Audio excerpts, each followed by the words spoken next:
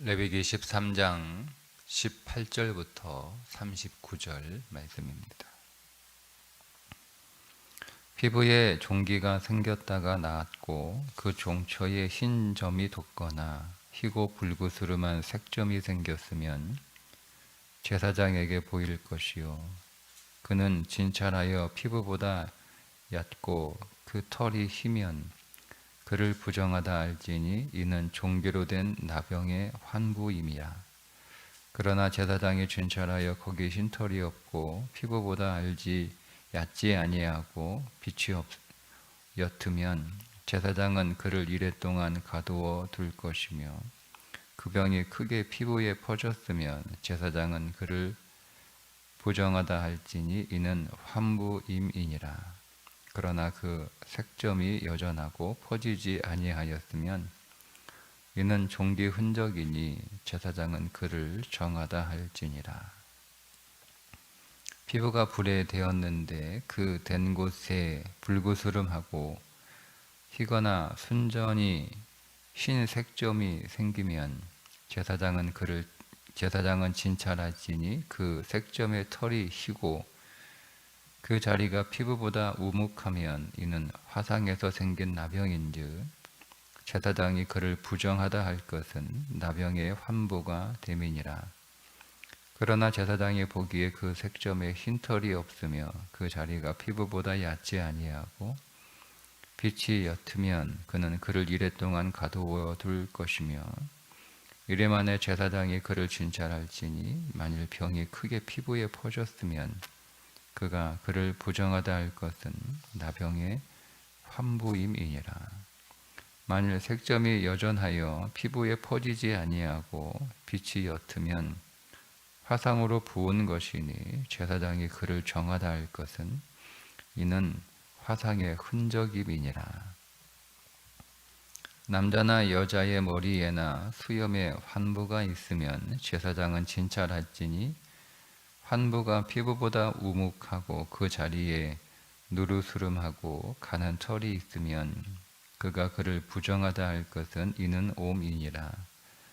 머리에나 수염에 발생한 나병임이니라.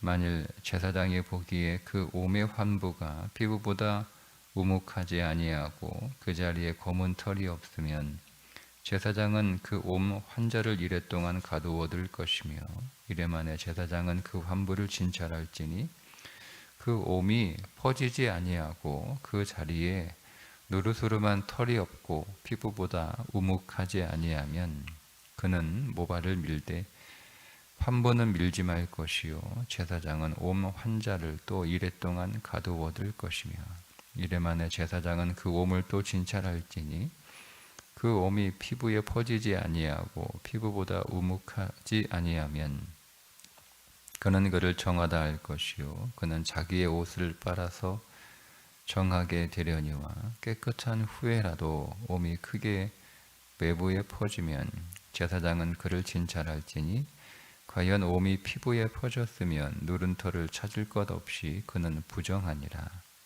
그러나 제사장이 보기에 옴이 여전하고 그 자리에 검은 털이 났으면 그 옴은 나았고 그 사람은 정하니 제사장은 그를 정하다 할지니라. 남자나 여자의 피부에 색점 곧 흰 색점이 있으면 제사장은 진찰할지니 그 피부의 색점이 부유스름하면 이는 피부에 발생한 어루럭이라. 그는 정하니라. 아멘. 계속되는 나병 진단법인데요. 나병 진단법 오늘 세 가지. 종기가 다시 재발을 해서 나병이 되는 경우, 화상을 입어서 나병이 되는 경우, 머리털이나 수염에 생긴 피부병이 나병이 되는 경우입니다. 이것이 우리에게 적용할 수 있는 그 의미는 먼저 종기가 나았다가 다시 그 종기가 나병이 되는 경우, 여러분 우리 안에 죄성은 항상 있어서 우리가 어떤 죄의 문제를 해결했다, 혹은 그것이 죄가 아니다라고 어제 말씀드린 것처럼 우리가 죄로 보이는 것들이 사실은 죄가 아닐 수 있다, 이렇게 함께 나누었는데, 그렇게 정하다라고 판단을 받았어도 우리는 언제든지 우리 안에서, 그러니까 우리 안에서 언제든지 죄가 나올 수 있다라는 것을 염두에 두어야 됩니다. 내가 죄를 해결했어, 죄 문제가 끝났어. 우리가 어떤 죄에 붙잡혀 있다가 계속 그 죄의 삶을 살아가던 중에 혹은 어떤 죄를 범하고 난 뒤에 어떤 처벌을 받아서 아니면 뭐 그 문제가 해결이 돼서 더 이상 그 정죄받지 않는 상태가 될 수 있잖아요, 그죠? 그런데 우리가 그것에서 그냥 다 됐다 이렇게 안심할 것이 아니라, 내가 다시 내 안에서 그 죄의 문제가 언제든지 얼마든지 다시 나타날 수 있다라는 것을 늘 염두에 두고 우리는 죄를 멀리하고 가까이 하지 않는 그런 정결한 삶을 계속 살아야 한다라는 거예요. 두 번째, 그러니까 화상을 입은 것이 나병이 되는 경우죠. 그러니까 죄는 우리 안에서 죄가 나올 뿐만 아니라 밖에서도 오늘 우리는 죄의 공격을 받습니다. 그러니까 우리의 마음을 잘 다스리는, 그러니까 우리의 심령이 항상 정결하고 주의 거룩한 피로 계속 씻겨지는 일들이 필요하듯, 우리의 외부적인 환경도 우리가 죄에 얼마든지 노출이 되면 그것이 우리 안에 또 죄를 만들어내니까 우리의 심령이 항상 정결하게 유지되는 것처럼 우리의 삶의 환경도 항상 죄와 멀리 떨어지는 환경을 조성할 필요가 있는 거예요. 화상이잖아요. 그러니까 세상의 불이 얼마든지 우리에게 죄가 될 수 있다는 거죠. 다른 불을 가지고 분양하려고 했던 것처럼 세상의 불, 세상에서 살아가려고 하는 그 뜨거운 열정이, 그러니까 세상에서 잘 살려고 하는 우리의 마음이, 그것이 오늘 우리의 삶에 얼마든지 죄를 가져올 수 있다는 거예요. 그러니까 세상의 불을 조심해야 되는 거예요. 세상의 불이 다 나쁜 건 아니죠. 예를 들면 여러분, 잘 살려고 하는 것이 항상 나쁜 건 아니에요. 학생이 공부를 잘 하려고 하는 것이 항상 나쁜 건 아니죠. 공부를 잘 하려고 해야 되고, 또 우리는 잘 살려고 노력을 해야 되는 거예요. 뭐 돈을 많이 벌려고 한다든가, 뭐 일을 잘 하려고 한다든가, 뭐 내가 승진을 하려고 한다든가, 뭐 이런 것들이 세상에서 세상의 불이라고 말할 수 있는 것들인데, 그것이 나쁘다라고 할 수는 없어요. 학생은 공부를 열심히 해서 공부를 잘하려고 해야 되고, 또 우리는 열심히 살아서 또 돈을 벌려고 해야 되고, 어떤 성취를 이루어내려고 해야 되고, 그래서 잘 살려고 노력을 해야 된다는 것이죠. 그런데 문제는 공부를 잘 하려고 하는 그 열정이 지나쳐서 화상을 입게 되면 우리가 죄가 되는 거예요. 우리가 잘 살려고 하는 그 열정이 지나치게 되면 화상을 입어요. 내가 승진하려고 하는 열정이 잘못되면 내가 거기에 대여서 화상을 입을 수 있고, 돈을 많이 벌려고 하는 그 열정이 지나치면 내가 그 불에 대여서 화상을 입을 수 있고 하는 거예요. 우리가 세상에서뿐만 아니라 교회 안에서도 사역을 잘 하려고 하는 그 열정이 지나치게 되면 우리는 그 불에 대일 수 있는 거예요. 나도 그 불에 대고, 그 불이 지나치게 되면 다른 사람도 화상을 입히는 일이 될 수 있다는 거죠. 그러니까 그 불을 잘 다루어야 되는 거예요. 잘 다루어야 되는 거예요. 예. 지나치 우리가 불을 가지고 있어야 되는데 불을 잘 다뤄야 되잖아요. 우리가 주방에서 음식을 하려고 하면 무조건 센 불이 좋은 건 아니잖아요. 예? 예. 때로는 약불이 필요할 때도 있고 때로는 중불이 필요할 때도 있고 그런 거지. 뭐 무조건 덮어놓고 불이 세면 된다 해가지고 하고 다 열어가지고 막 활 타오르게 한다고 해서 모든 음식이 다 잘 되는 건 아니잖아요.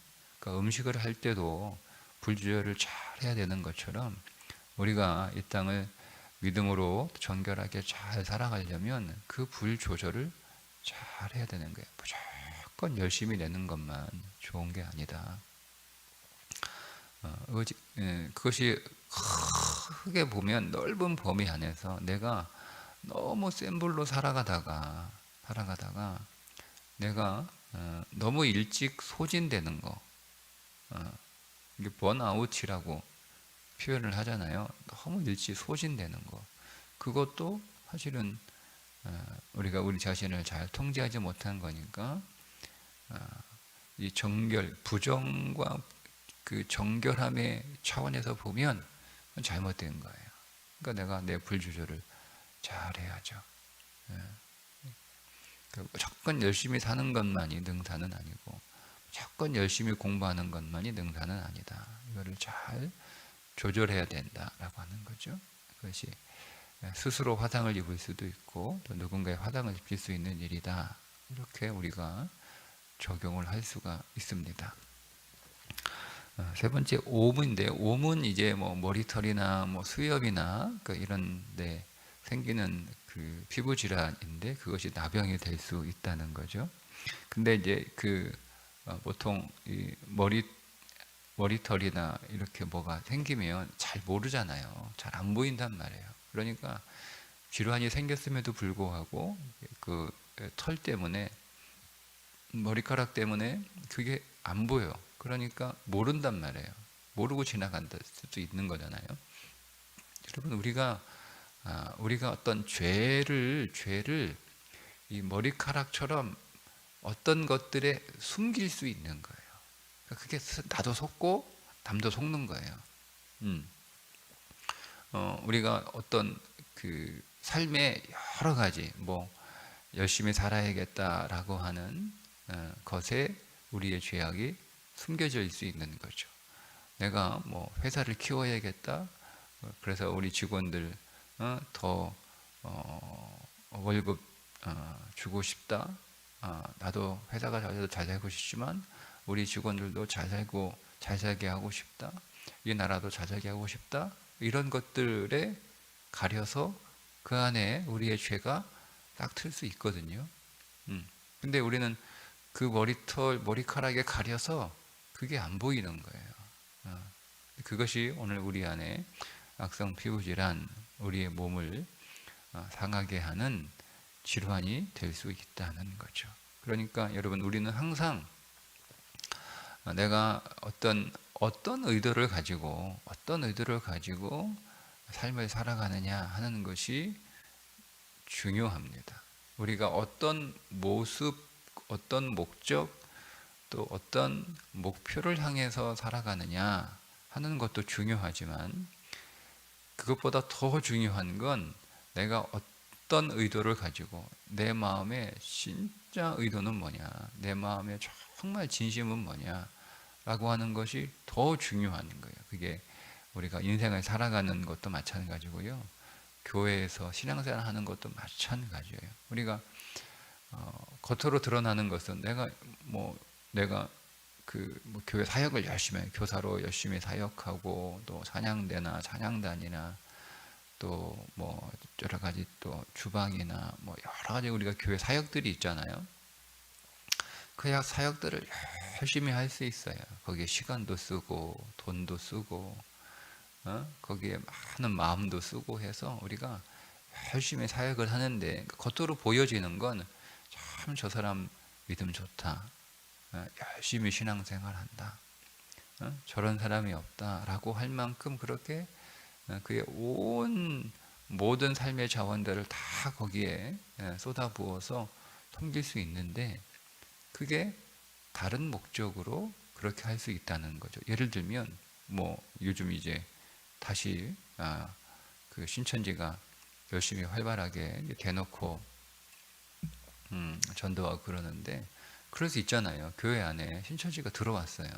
근데 이 사람이 성경 공부도 열심히 하죠. 교회 봉사도 열심히 하죠. 또 사람들에게 또 친절하게 또 얼마나 친절해. 예. 겉으로 보면 들어보면 저 사람이 저런 신앙생활 저렇게 신앙생활 잘하는 사람 없고 저렇게 열심히 교회 생활하는 사람 없고 더군다나 저렇게 착한 사람 저렇게 마음이 좋은 사람 없다 이렇게. 근데 그 사람의 의도는 뭐예요? 의도는 뭐예요? 예. 의도는 교회를 무너뜨리는 거예요.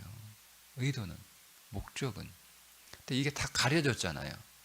열심, 교회를 섬기는 열심, 또 뭐 경건의 열심, 또 친절의 열심, 이런 것들에 다 가려져서 안 보이는 거예요. 그냥 보이는 것만 우리는 겉에서 보니까 그 안에 무엇이 있는지 잘 모르니까.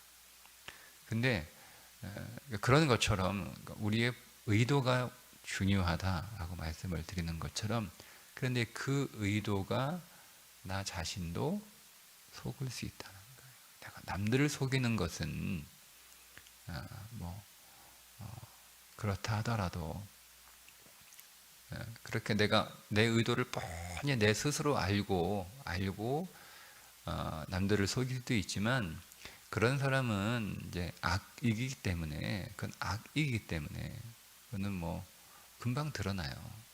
근데 문제는 내가 나에게 속는 거예요. 내가 내 자신에게 속는 거예요. 내가. 그러니까 우리는 우리 마음의 저 깊은 곳에 있는 내 본심과 내 의도가 무엇인지를 사실은 나도 잘 몰라요. 왜냐하면 그거를 내가 마주하고 싶지 않아요.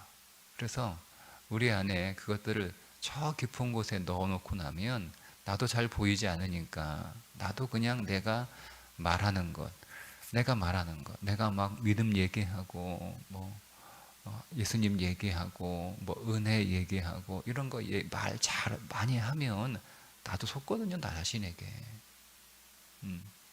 그러니까 그런 거 막 열심히 하면 내가 믿음이 좋은 줄 알아요. 제가 이제 그런 예를 자주, 그건 뭐 제가 제 자신 이야기니까 제가 부득이하게 목회자 예를 들 수밖에 없는데, 제가 그 목회해 보니까요, 목사가 빠지기 쉬운 함정이 있더라고요. 그게 뭐냐면 목사가 설교하고 성도들 가르치니까 자기가 신앙이 좋은 줄 알아요.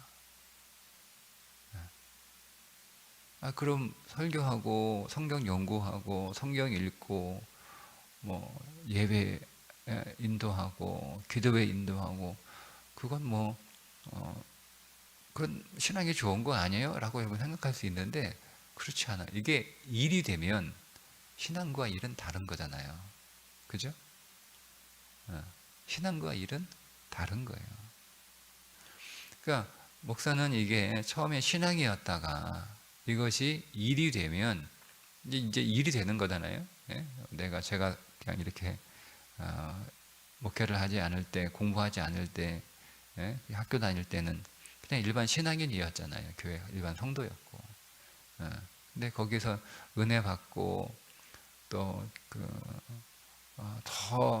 주님을 잘 믿기 위해서 공부하고 그러다 목회를 하게 되는 거였는데, 이게 일이 되면 이것이 일이면서 동시에 저희의 영성을 위한 경건이 돼야 되는데 이게 어느 순간 일이 될 수 있잖아요.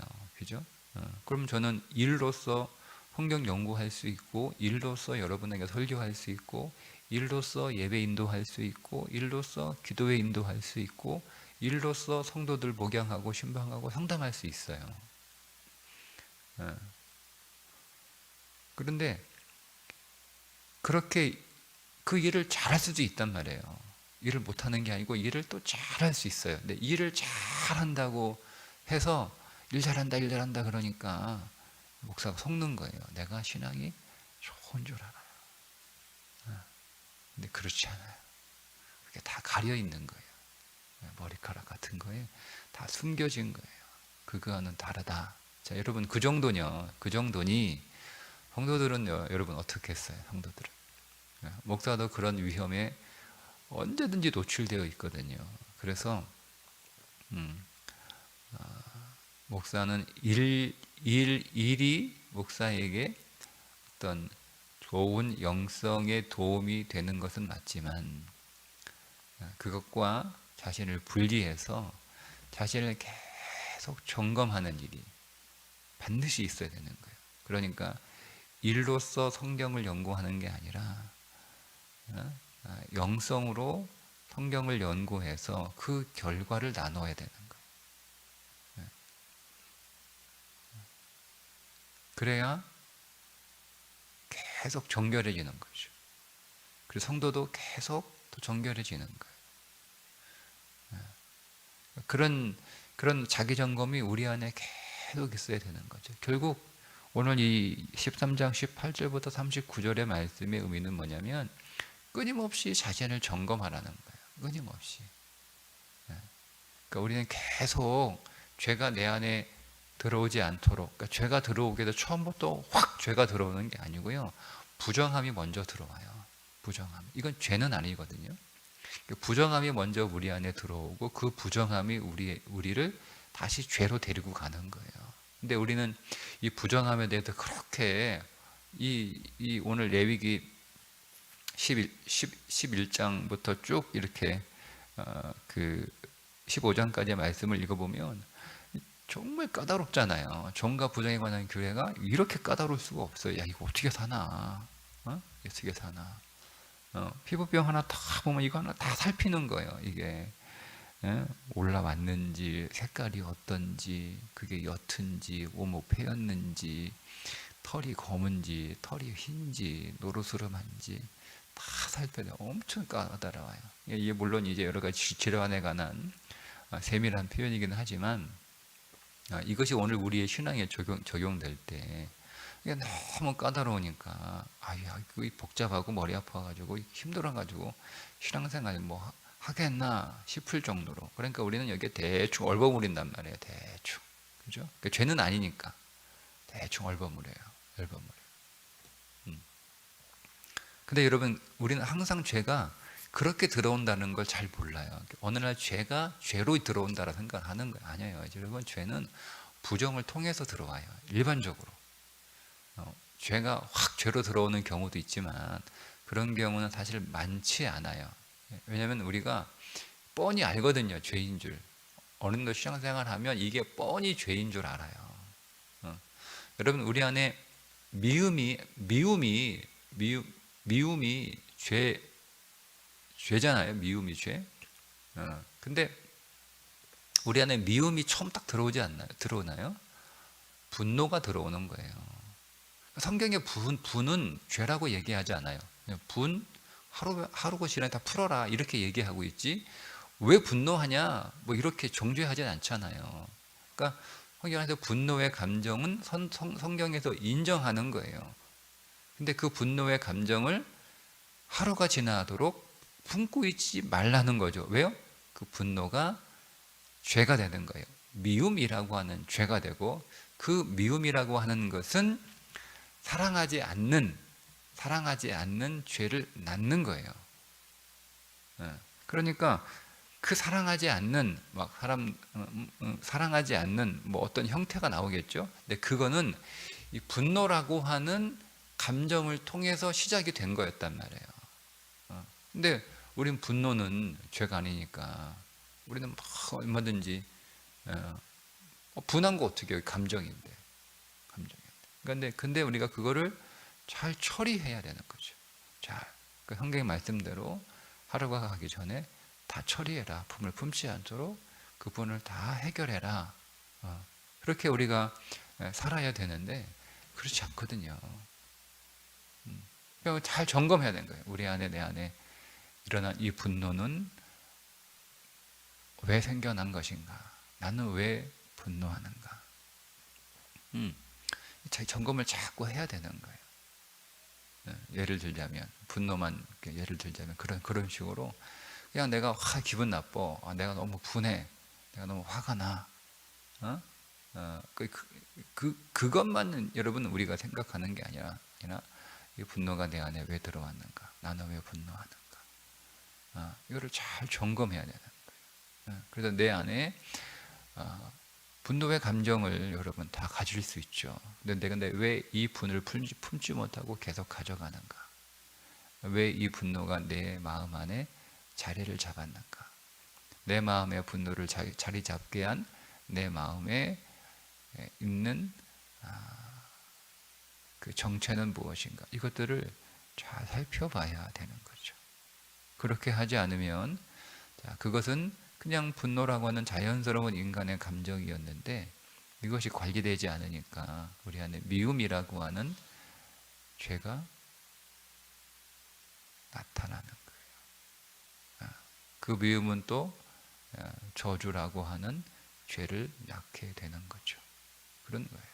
그러니까 오늘 말씀이 잘 관리해라. 마음도 관리하고 환경도 관리하고 그 다음에 우리의 모든 의도도 관리해라 이거죠.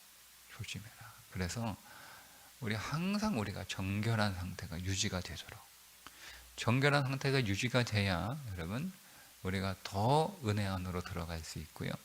더 하나님의 은혜가 우리 안으로 더 들어오게 되고, 하나님의 은혜가 복이거든요. 그게 복이에요. 은혜가 복이에요. 그러니까 은혜를 통해서 복이 들어오는 거예요. 은혜를 통해서. 근데 그게 정결한 자들에게 그 은혜가 흘러 들어가는 거예요. 흘러 들어가요. 근데 그 은혜에 막힘이 생기면 안 되는 거예요.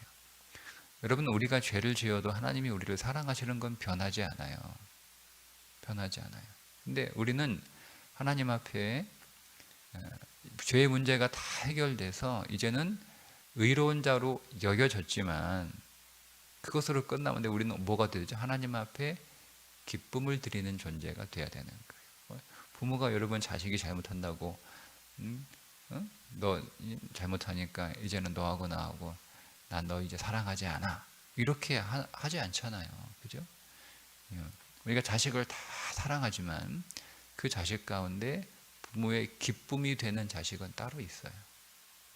우리가 모든 자식을 사랑하지만 사랑하는 모든 자식이 우리에게 기쁨을 주지 않는 것처럼, 우리가 하나님이 우리를 사랑하지만 우리가 다 하나님의 사랑을 받지만 우리는 하나님의 기쁨이 되지 않을 수 있다는 거죠. 그게 정과 부정의 문제예요. 우리가 하나님 앞에 기쁨이 되어야 그분 안에 은혜가 계속 풍성한 은혜, 물론 사랑하기 때문에 은혜가 계속 흘러요. 근데 우리는 풍성한 은혜가 우리 안에 그 배에서 생수의 강이 넘쳐나리라.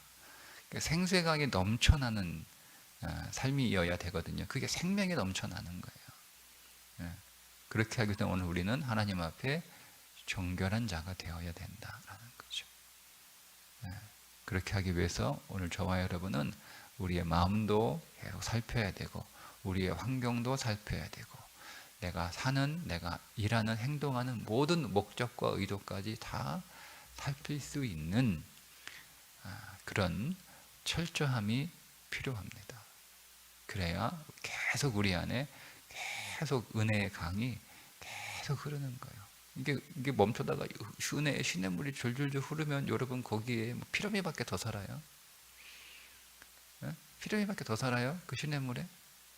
강이 흘러야지 거기에 큰 고기들이 산단 말이에요. 그러니까 우리 인생에 여러분 은혜의 시냇물 하니만 흐르니까 늘 피라미만 있는 거예요.